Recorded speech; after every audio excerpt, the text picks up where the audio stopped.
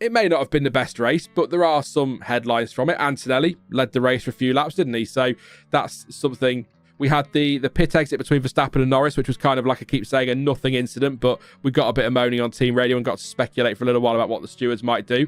Piastri keeping the gap to Norris inside DRS for a little while and keeping that pressure on.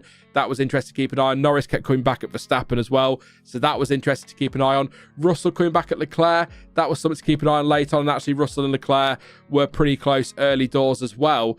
Other than that, in the top 10, not really an awful lot doing, as it turns out. But behind that, when you look sort of 11th to, well, 19th, lots of things going on in terms of position changes, but only really one or two, apart from Doohan, who made 4 places in that race up to 15th, and obviously took that 15th place over the line, which was very exciting to see. But it was close at the front. And it's, I mean, look, when you look at that on paper, 2.1 seconds separating the top 3, no matter how dull a race might be, we'd all much rather have that than 22 seconds. But then some might argue, if nothing's happening at the front, there's no difference between 2.1 and 22, I suppose. But there's always that risk that a lockup like we saw from Norris on the final lap, or if Verstappen had done that with the gaps being so small, it completely changes things. So it does keep the pressure on at the front. So that's something to maybe take away as a positive. I'm really trying to sell this to you now as a humdinger, but trying to find the positives as always in these, and that's what I would say.